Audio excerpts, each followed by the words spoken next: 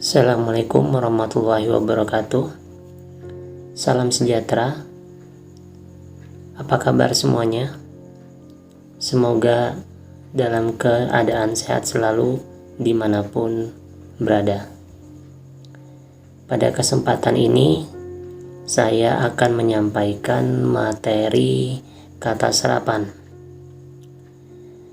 Adapun poin-poin yang akan saya sampaikan, pengertiannya, kemudian proses penyerapannya, dan yang terakhir adalah contoh-contohnya.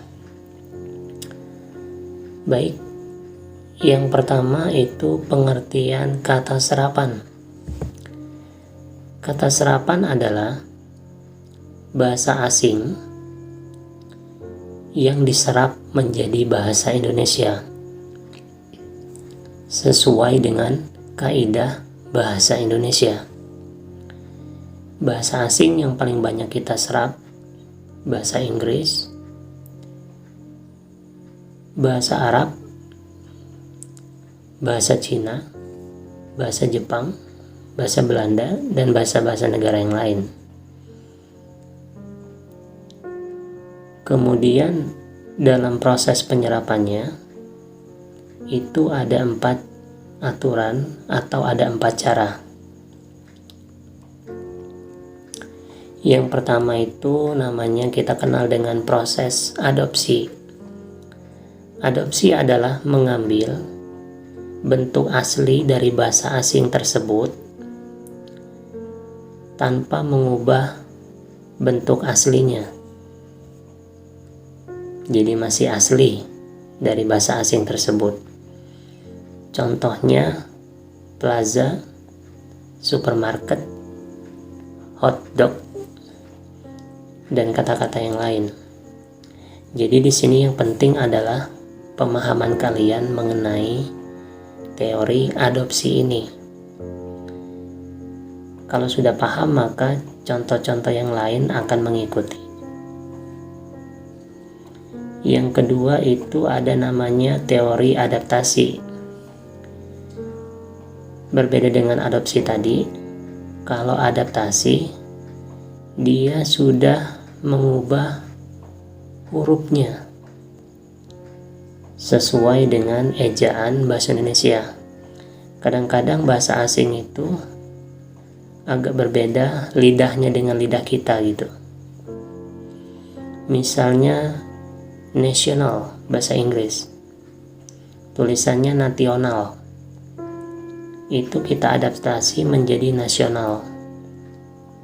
Kemudian kata sistem yang menggunakan huruf Y, SYTEM, kita ubah menjadi sistem, SITEM. Kemudian kata-kata yang lain, economy yang ujungnya huruf Y dan ada huruf C-nya, kita ubah menjadi ekonomi. Kemudian yang ketiga itu ada proses terjemahan. Proses terjemahan ini dia mengambil konsep yang terkandung dalam bahasa asing tersebut, kemudian dicari padanannya. Misalnya football, sepak bola gitu ya. Kemudian post office, kantor pos, dan beberapa contoh yang lain. Kemudian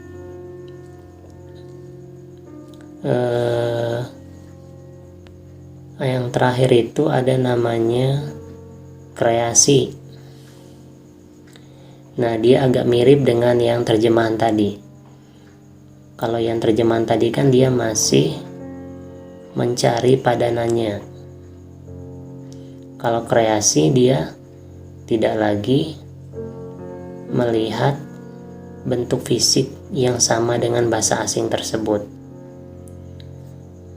Di misalnya kata efektif, bahasa Inggris efektif, itu kita serap menjadi kata berhasil guna.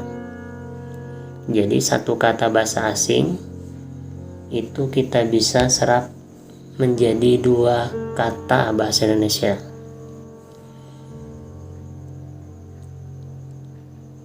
Itulah ada 4 cara penyerapan bahasa asing ke dalam bahasa Indonesia. Berikutnya beberapa contoh bahasa-bahasa asing yang sudah kita serap menjadi bahasa Indonesia. Jadi dengan kita menyerap bahasa-bahasa asing tersebut, dampaknya terhadap bahasa Indonesia tentu akan menjadi lebih kaya bahasa kita. Contoh dari bahasa Belanda, itu kata-kata yang kita serap misalnya kata atlet, kata bandit, kata dinas, dan kata agen. Kemudian dari bahasa Cina, ini kebanyakan makanan gitu ya. Misalnya bakpao, kue tiao gitu kan, pangsit, bakpia, dan lain sebagainya. Kemudian ada lagi yang dari bahasa Arab, misalnya akhlak, akhir, akrab, salat. Biasanya kata-kata yang terdapat huruf K dan H itu berasal dari bahasa Arab yang sudah kita serap. Baik, kira-kira itu saja yang bisa saya sampaikan. Untuk materi-materi yang lebih jelas dapat dicari dari sumber-sumber yang relevan dengan materi kata serapan, misalnya dari buku, dari internet, dari jurnal, hasil-hasil penelitian orang. Ini saja yang dapat saya sampaikan. Tetap semangat, tetap sehat, walaupun dalam kondisi seperti ini kita menggunakan pembelajaran daring. Jangan lupa